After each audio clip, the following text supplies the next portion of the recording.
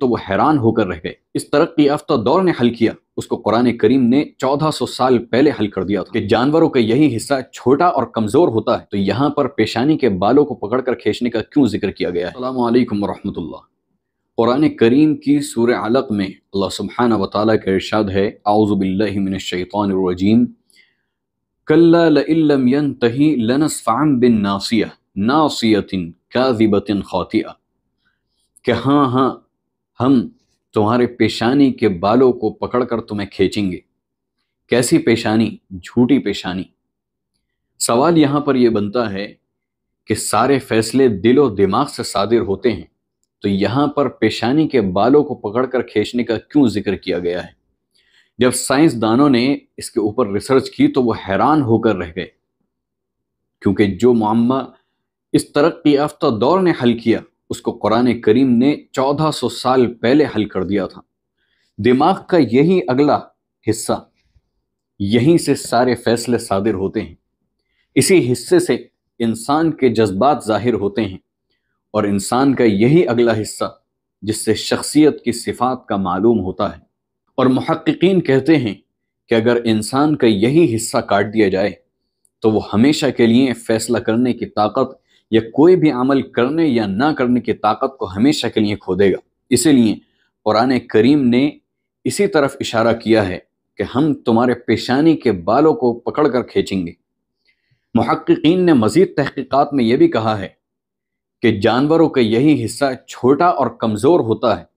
جس کی وجہ سے وہ صحیح فیصلہ نہیں کر پاتے یا پھر وہ قیادت کے اہل نہیں ہوتے۔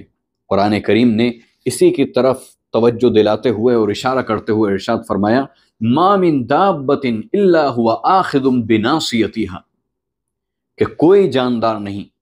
مگر یہ کہ اس کی پیشانی اللہ سبحانہ و تعالیٰ کے قبضہ قدرت میں نہ ہو۔ اور حدیث پاک میں یوں دعا ہے کہ ناصیتی بیدک، کہ اے میرے پروردگار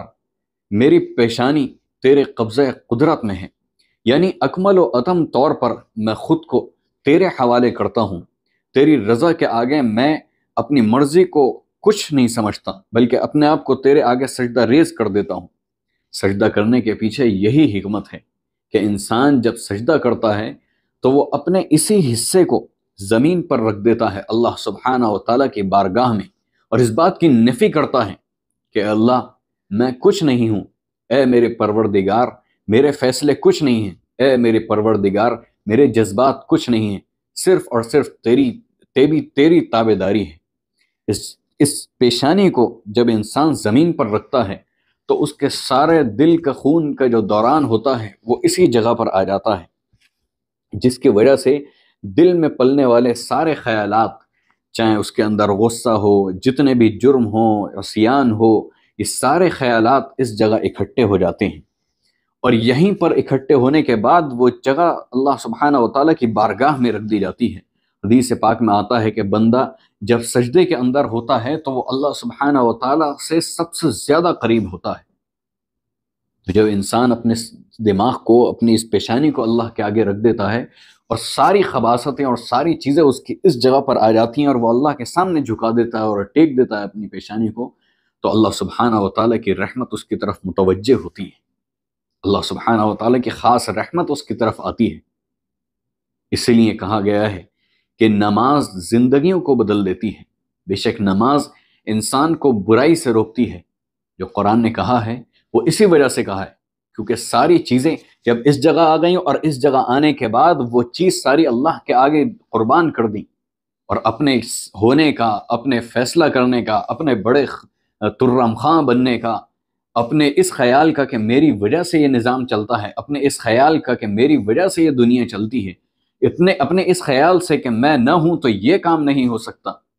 یہ فلاں فیلڈ جو ہے وہ ادھوری رہ جائے گی، فلاں کام ادھورا رہ جائے گا، اگر میں نہ ہوں تو یہ کام نہیں ہو سکتا، اگر میں ہوں تو یہ سب کچھ ہو سکتا ہے۔ یہ سارے خیالات جب اللہ کے سامنے رکھ دیے جاتے ہیں اور اس کی نفی کر دی جاتی ہے کہ ان سب سے کچھ نہیں، صرف تو ہے اور تیری ذات ہے، میں تیرے آگے سجدہ ریز ہوں، جو تو کہے گا وہ میں کروں گا، پھر اللہ کی رحمت متوجہ ہوتی ہے اور انسان پاک و صاف ہو جاتا ہے، اور جب سجدے سے اٹھتا ہے پھر اسے سکون ملتا ہے۔ انسان سکون کے پیچھے ہی تو ہے۔ گھروں کو سجانا، موٹے موٹے گدے سونے کے لیے، گھر کے اندر اے سی لگنا، بہترین کار کا ہونا،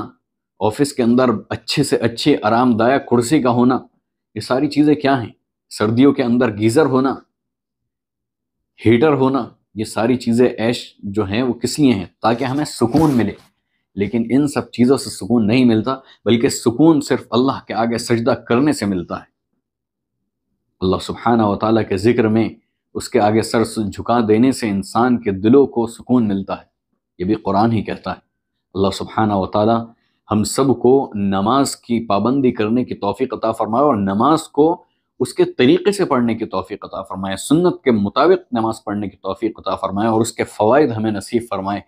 ایمان کی حلاوت اور اس کا مزہ ہمیں عطا فرمائے۔ وآخر دعوانا الحمد للہ رب العالمین، والسلام علیکم ورحمۃ اللہ وبرکاتہ۔